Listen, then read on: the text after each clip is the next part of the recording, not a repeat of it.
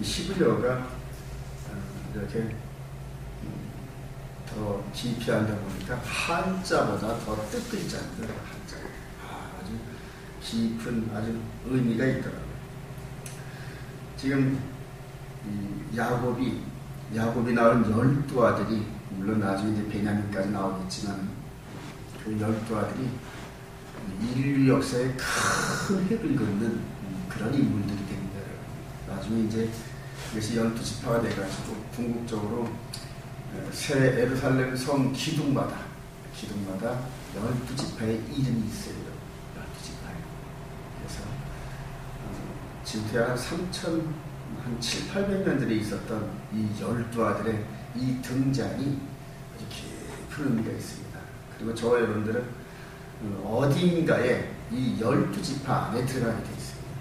그래서 혈통적 이스라엘이 예수 그리스도께서 오시기 이전까지 마무리 짓고 그 이후로 육신적 혈통이 아닌 영적 혈통에 의해서 이제는 진짜 이스라엘, 이제 하나님 나라는 육이 못 들어가잖아요. 이 육이 들어간다 하더라도 변화된 육, 영생체로 이렇게 바뀌어져야 들어가는 나라입니다. 그래서 여러분들이 이 현재 지금 이 중동에 있는 이스라엘 나라와 그리고 하나님 나라의 이스라엘을 아주 지혜롭게 구분할 필요가 있습니다. 남들에게 설명을 할 때 참 이것도 저도 많이 어려운 감을 느끼는데 보이는 이스라엘과 하나님 나라의 이스라엘의 이 관계를 잘 정리를 해야 됩니다. 저와 여러분들이 지금 정체성이 이 권역한 목사가 껍데기 권역한 목사와 함께 속사람 권역한 목사가 있단 말이에요. 이 껍데기는 육신의 부모로부터 이어받으면서 이 육신은 점점 더 쇠하여진단 말이에요. 페리시, 망해진단 말이에요. 겉사람은 후패하나 속사람은 날로 새롭다. 그래서 이 속사람, 내 영으로 내 마음으로 하나님 나라의 법을 지키는 내가, 이 속에 있는 내가, 이게 진짜 이스라엘이다. 하나님께서 지금 육신적 이스라엘 이 부분을 이렇게 역사의 말미 속에 부상을 시키면서 영적인 그 이스라엘의 이런 부분들을 지금 만들어 가시는 과정을 우리가 투 트랙으로 볼 수 있는 눈을 가져야 됩니다. 그리고 그들은 육신적으로 우리가 이스라엘 백성들이 아닌데, 그러나 내 마음 안에서 하나님 나라의 법을 섬기는 내 마음, 내 영이 이스라엘 백성이란 말이에요. 정체성이 변화란 말이에요. 이런 부분들을 잘 유념하시기 바랍니다. 우리 본문에 보면은 야곱은 아주 즐거워요. 야곱은 즐거워요. 이런 표현을 하면 여자분들이 좀 오해할지 모르겠지만 그냥 그 남자의 육신의 정욕과 이런 부분들을 그냥 가만히 앉아서도 다 나름대로 충족시키는 이런 일들이 있어요. 근데 그 일들을 누가 하느냐? 교통정리를 누가 하냐 보니까 오늘 아침 묵상하다 보니까 라헬이 주도권을 쥐고 있더라고요. 라헬. 한번 볼래요? 한번 15절 보십시다. 15절 시작. 레아가 그에게 이르되 내가 내 남편을 빼앗은 것이 작은 일이냐? 그런데 내가 내 아들의 합판차도 빼앗고자 하느냐? 라헬이 이르되 그러면 언니의 아들의 합판차 대신에 오늘 밤에 내 남편이 언니와 동침하리라 하니라. 얼굴 좀 조금 이쁜 것 같고 그대로 남편아주 확 휘어잡았어요. 이 라헬이 언니가 아들을 넷이나 낳아요. 아들을 넷이나 낳으니까 죽겠는 거라. 그들이 야곱이 자기와 맨날 이렇게 지내는 것 같은데 맨날 지내는 나한테는 태기가 전혀 없고 어쩌다 가문에 폭나듯이 그들의 자기가 피곤하면 언니한테 양보했던 그 남편이 가서 언니 방에 가서 자기만 하면 그냥 떡두꺼비 같은 아들 쑥쑥 나는데 이거는 여자들 특유의 질투가 있을 겁니다, 여러분. 이거 저는 여자가 이걸 잘 모르는데 여자들의 특유의 질투. 그 여기서 아주 성경이 노골적으로 이 글을 표현을 하잖아요. 30장 1절에 보니까 라헬이 자기가 야곱에게서 아들을 낳지 못할 보고 그의 언니를 시기하여, 아주 노골적으로 들어요. 시기가 아주 분기가 탱쳐요. 그리고 아주 깡짜를 부려야 돼. 남편한테 깡짜를 부르잖아요. 내게 자식을 낳게 하라. 그렇지 않으면 내가 죽겠다. 이런 식으로 깡짜를 부르는. 여러분, 얼굴이 이쁜 여자는 이렇게 깡짜가 있어요. 근데 이런 깡짜가 있는 여자를 남편들이 안 좋아합니다. 안 좋아합니다. 이상하게 멀리하고 싶어져요. 멀리하고 싶어요. 하나밖에 없을 때 할 수 없으니까 있는데, 이렇게 넷씩 있을 때 야곱의 입장에서는 마음은 자꾸 떠나고 싶은 거예요. 얼굴은 이쁘지만은 편하지 않아. 옆에 있으면 편하지 않아. 그냥 괜히 들쑥여놓고 이런 식으로 해서 없는 일도 만들고 하는 이런 부분들이 있습니다. 그러니까 야곱의 반응이 한번 볼까요? 2절. 야곱이 라에게 성을 내. 여기서 또 아주 노골적으로 내잖아요. 야곱이 얼마나 성을 많이 냈으면은 이 창세기 기자인 모세한테까지 그 모습이 포착됐어요. 그래서 모세가 이런 부분들을 아주 그냥 그대로 특정한 단어로 시기하고 깡짜를 부리는 이 라헬의 모습을 드러내요. 그리고 그것을 참다 못해서 폭발하는 이 야곱의 이 모습을 우리가 읽을 수 있어야 됩니다. 근데 이런 과정에서 야곱의 그 고백이 아주 멋있어요. 야곱이 나에게 성을 내리되 그대를 임신하지 못하게 하시는 이는 하나님이신데 내가 하나님을 대신하겠느냐? 그러니까 4명의, 물론 2명의 부인이겠죠, 이때까지는. 그 2명의 부인 중에서 그들은 이 야곱의 마음은 이 안목이 조금 덜 생긴 레아한테 가면 마음이 편안해. 잠이 잘 와요. 근데 라헬랑만 있으면 괜히 깡짜를 부리고 꼬집고 막 이런 식으로 해가지고 잠도 못 자게 해가지고 그냥 피곤하게 만들어. 그냥 마음이 피곤한 거야. 근데 그런 부분에서 그대로 하나님 입장으로 이렇게 볼 때 당신 아직 하나님한테 복을 받으려면 그 성깔머리부터 버려야 돼. 그런 식으로 해서 무슨 축복을 받겠는지 속으로 그런 거지, 야곱. 그 레아는 그냥 펑퍼지 해가지고 그대로 욕심도 별로 없고 이런 상황이 되니까 하나님이 부으시더라. 넷이나 이 라헬이 깡짜를 부리다 못해서 이제 그것을 인간적으로 해결하려고 자기 시녀 비라를 그 남편에서 데리고 그렇게 해서 또 아들을 낳습니다. 단과 나중에 납달인데 이 단이라는 친구는 시기 질투하는 그런 가운데서 그대로 낳았기 때문에 나중에 아주 말썽쟁이 지파가 되죠. 단 지파가 나중에 소멸됩니다. 그래서 이 시초에 이게 아주 너무너무 중요해요. 어떤 일을 시작을 할 때 선하고 좋은 마음으로 계획을 하고 해야지 거기에 조금 누룩 같은 그런 마음이 섞여 있는 그런 일들은 궁극적으로 하나님의 축복을 못 받습니다. 자, 이런 식으로 해서 계속적으로 아들을 낳으면서 세월이 지나갑니다.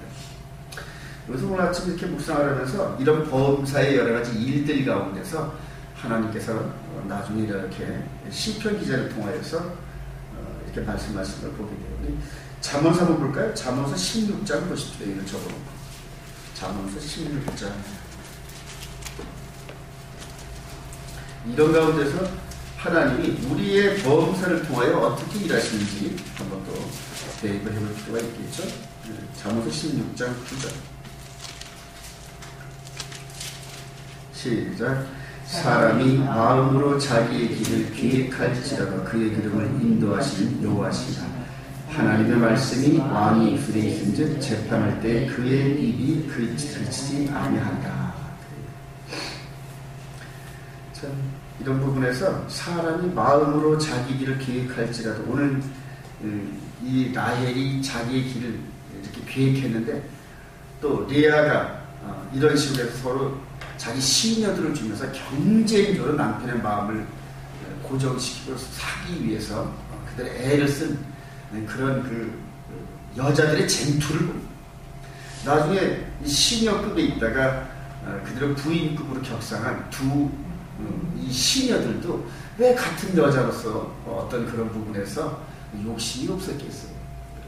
예전에 보면 우리 왕중 비사를 보면은 무수비가 왕의 은총을 입어서 애 하나 낳고 나서 비인이 돼버리면은 그 다음에 누구한테 도전한다? 중전한테 도전하고 싶은 마음이 생기죠. 이런 식으로 해서 궁중 비사가 늘 그 피바람을 부는 그런 원인이 되기도 하는 이런 부분들을 볼 수가 있어요. 자, 이런 과정에서 한번 봅시다. 4명의 야곱의 부인을 통하여 하나님께서 이렇게 이뤄갑니다. 이렇게 봅시다. 하나님께서 이전에 축복을 하셨어요. 이삭의 입술을 통하여서 축복을 하셨는데, 창세기 28장 보십시다. 야곱이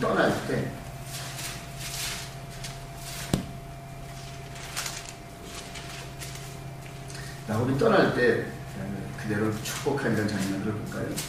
우리 1절부터 볼까요? 시작. 이삭이 야곱을 골라 그에게 축복하고 또 당부하여 이르되 너는 가나안 사람의 딸들 중에서 아내를 맞이하지 말고 일어나 밧단아람으로 가서 내 외조 후두의 집에 이르러 거기서 내 유삼촌 라반의 딸들 중에서 아내를 맞아라. 전능하신 하나님이 내게 복을 주시어 내가 생육하고 번성하게 하며 내가 여러 족속을 이루게 하시고 아브라함에게 허락하신 복을 내게 주시되 너와 함께 내 자손에게도 주사 하나님이 아브라함에게 주신 땅 곧 내가 거려는 땅을 내가 차지하게 하시길 원하노라. 이삭이 축복하는 거예요.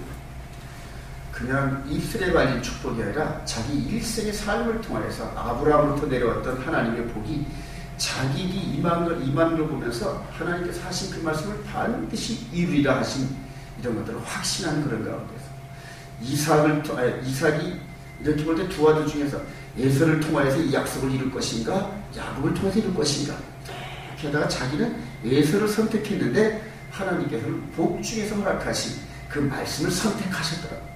거기서 깊이 깨닫고 자기 아버지 아브라함으로부터 이어졌던 축복을 그대로 보따리를 싸가지고 야곱에게 넘겨주는 걸 봅니다. 이후로부터는 야곱의 시대입니다. 근데 야곱의 시대인데 혈혈단신 유삼촌 라반의 집에 들어갔던 이 야곱이 7년 동안 라헬을 위해서 봉사하면서 라헬 한 사람을 얻었는데 레아까지 얻고 또 덤으로 두 여종까지 얻으면서 4명을 가지고 한 사람이 만약에 이 12아들을 낳으려면 시간이 너무 많이 걸리잖아요. 그러니까 4명의 그 여자를 동원해가지고 이 말씀, 즉 하나님께서 계획하신 그 일들을 아브라함을 통해서 이삭을 통해서 입술로 시인하게 하시고 그 일들을 지금 이뤄가신 걸 보게 됩니다.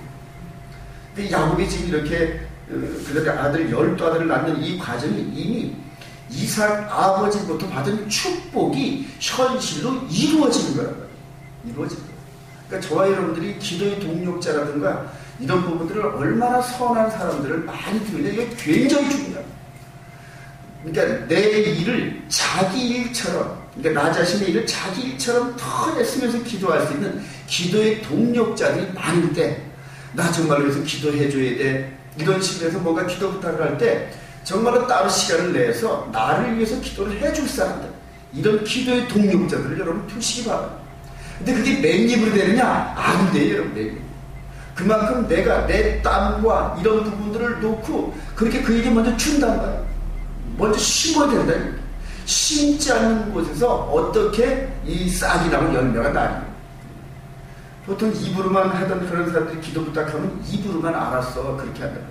그런데 평상시 이렇게 많은 서로 교제와 그 정말 뗄 수 없는 인과관계 속에서 많은 그런 이런 교제를 했던 그 사람이 정말 어려움에 처해 있다면은 따로 시간을 내 가지고 기도할 정도의 그런 마음이 우러나옵니다. 그리고 그런 기도는 응답이 됩니다. 한번 보세요. 하나님께서 하늘에 그 복을 통로 삼는 그 통로 일꾼들, 아브라함, 이삭, 야곱, 그 다음에 그 후에 예수 그리스도 안에 있는 하늘나라의 신실한 백성들을 통하여 입술로 토해지는 그런 축복과 기도의 내용을 이루어가시는 걸 여러분 확인하셔야 돼요. 확신하셔야 된다. 그래서 평상시에 내 속사람, 이 속에 있는 그 마음까지도 그냥 털어놓고 서로 교제하고 이 속에 먹은 마음을 그렇게 함께 눈물을 흘리면서 서로 다 손을 잡고 함께 눈물을 흘리며 기도할 수 있는 이 기도의 동력자들을 두는 게 이게 너무너무 중요한 거예요. 그런 친구들을 많이 사귀시기 바랍니다. 오늘 그래서 하나님께서 왜 이렇게 12아들을 주면서 야곱으로 하여금 이렇게 번성케 하실까? 그 이유가 있다는 거예요. 한 절만 찾아보고 마치도록 하죠. 우리 시편 127편.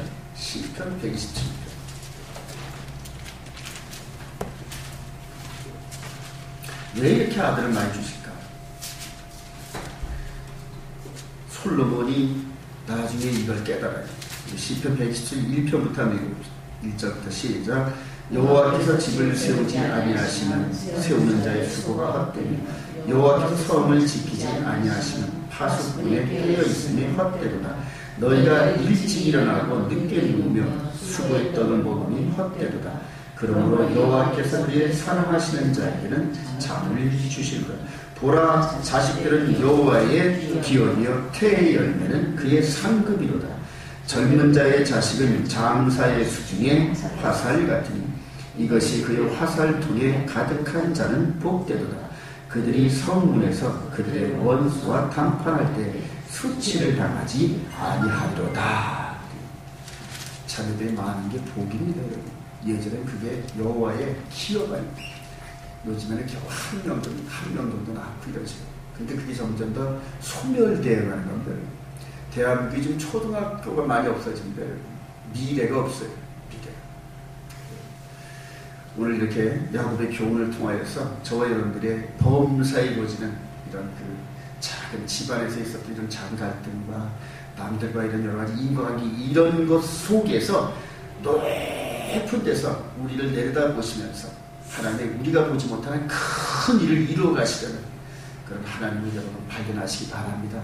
그것이 시야가 떠지면서 그 큰 일들 가운데 내 역할이 발견되어지고 깨닫는 그 사람은 복이, 그리고 그 일을 열심히 하려고 하나님께 기도하면서 합력하여 선을 이루는 큰 그림이 그려진다는 얘기예요.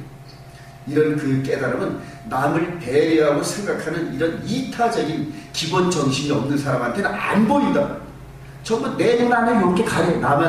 나만 생각하는 사람들은 이렇게 하고, 그러나 남을 뒤돌아보면서 이렇게 보는 사람은 그 그림이 점점 크게 보이면서 크게 보인다. 그리고 하나님의 뜻을 분별할 수 있는 능력이 생기면서 내 생애 가운데서 정말 하나님이 원하시는 그런 일들을 이룰 수 있는 그런 일꾼들이 됩니다. 우리 온 이스라엘교회 귀한 성도님들은 그런 일꾼들이 되는 시야가 넓혀지기를 주님의 이름으로 축원합니다.